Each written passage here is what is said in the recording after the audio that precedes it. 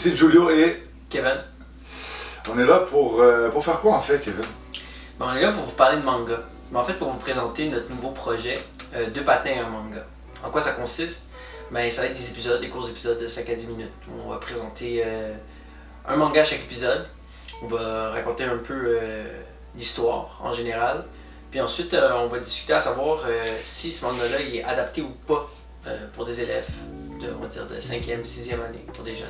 Ça va être aussi bénéfique pour les enfants, je pense, les amateurs de manga ou ceux qui désirent découvrir, mais aussi pour les parents qui connaissent pas trop et qui sont un peu inquiets parce qu'il y a beaucoup de préjugés, beaucoup d'inquiétudes par rapport au manga, des fois qui sont fondées, mais on veut essayer de démystifier tout ça. Mais je suis content d'être avec Julio parce que moi je suis un gros fan de manga, j'en ai lu beaucoup, une centaine de séries dans ma vie. Ça m'accompagne depuis que je suis tout jeune. Mais de pouvoir faire l'épisode avec Julio qui est juste comme quelqu'un qui s'intéresse à plein de choses, mais qui connaît pas les mangas autant que Kevin. C'est un privilège, je pense que je vais apprendre beaucoup comme ça à la maison. Mais moi, avant qu'on aille plus loin, Kevin, d'où te vient cette passion pour les mangas? Parce que j'ai pas l'impression de connaître plusieurs personnes, plusieurs amis qui sont particulièrement passionnés par les mangas. Donc toi, comment c'est venu? Je sais pas, honnêtement, là, c'est une question difficile. C'est comme. Ben, il n'y a personne qui me l'a transmis. Là. Je pense pas que mes parents ils lisaient des mangas en général. J'ai toujours aimé la lecture. Puis en année, je suis tombé sur les mangas, puis ça m'a accroché. J'avais peut-être. Ben, j'ai commencé à lire, j'avais peut-être 8-9 ans. Puis après, j'ai jamais arrêté. Puis ben, en vieillissant, ben, j'ai découvert d'autres types aussi de mangas. D'autres thèmes, d'autres sujets, mais ça a commencé comme pas mal tout le monde là, avec Dragon Ball, Sailor Moon, Sakura, Chasseuse de cartes. Il y avait aussi beaucoup d'émissions à la télé que j'écoutais, puis qu'après je voulais lire l'adaptation. Mais c'est ça. Puis toi, Julio, pourquoi t'as pas été plus proche des mangas, tu penses? Moi, c'est juste que je pense qu'en général, j'ai jamais été vraiment proche de la lecture. Puis je sais que pour plusieurs jeunes, l'approche du manga est la bonne parce que il y a beaucoup d'images, c'est de l'action sur papier. Mais je sais pas, ça m'a jamais accroché particulièrement. C'est pas que j'ai pas essayé, mais même les animés, j'ai commencé, pour pas te mentir, j'ai commencé à écouter One Punch Man. Puis j'ai regardé comme le premier épisode, puis c'était tellement abusé, c'était tellement exagéré que c'est pas pour moi. I don't know.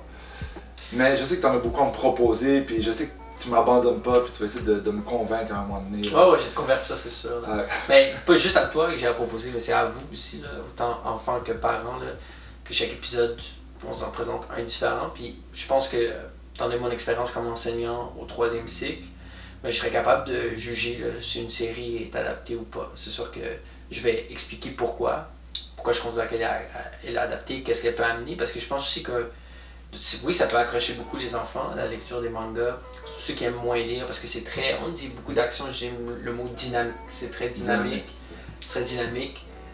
puis contrairement à ce qu'on pense beaucoup, il y a du texte, il y en a même parfois beaucoup, dépendamment d'une série à l'autre.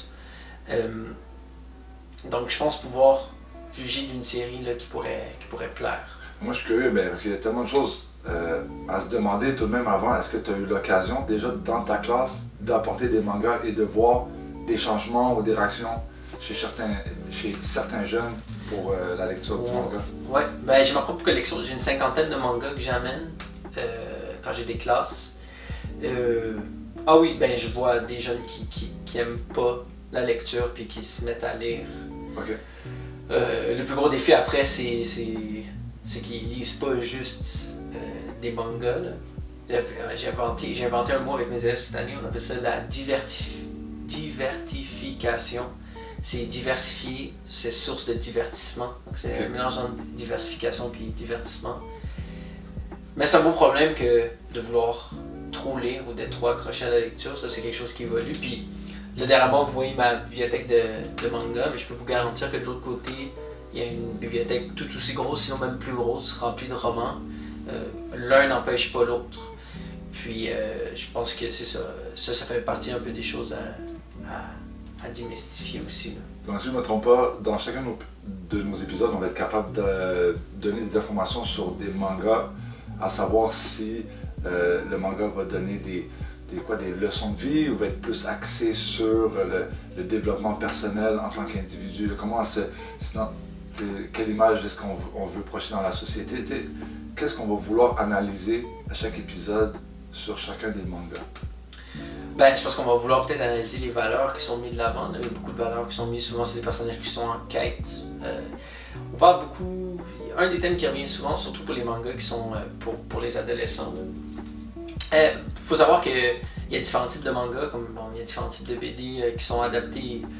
Comment ils le ciblent au Japon, puis ça c'est critiqué, puis c'est en changement. Ils ciblent selon le groupe d'âge, puis le sexe en fait. Fait que là, il y a les shonen, les shoujo, qui sont comme deux mangas pour les adolescents. Shonen plus pour les gars, shoujo plus pour les filles. Mais bon, maintenant c'est tout en train de se mélanger. Et que pour répondre à ta question, on va essayer de trouver des shonen, des shoujo, des mangas adaptés pour les jeunes qui vont aller chercher, qui vont aller traiter de valeurs qui sont importantes pour notre société, mais pour eux aussi. Une des thématiques qui va revenir vraiment souvent, l'amitié, l'amour. L'honneur. L'honneur, ça revient beaucoup.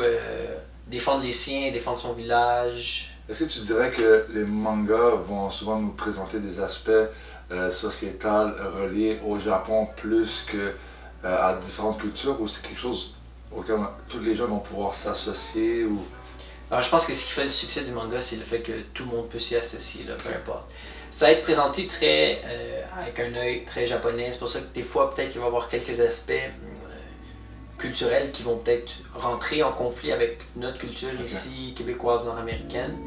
Mais pour ce qui est des sujets, je veux dire, l'amitié, ça connaît pas de frontières, l'amour, ça connaît pas de frontières, le dévouement de soi, ça connaît pas de frontières, je veux dire, puis ça va tout le temps être présenté à travers des personnages qui sont très, les mangas, c'est des personnages qui sont très exagérés. C'est ce qui fait un peu le succès, c'est que je pense ça auprès des jeunes, c'est que c'est vraiment, c'est un overflow, là, excusez l'anglicisme, un overflow un excès d'imagination. Ok, très bien. Ben, super, moi j'ai vraiment hâte qu'on commence avec notre premier épisode. Donc restez avec nous et vous ne serez pas déçus.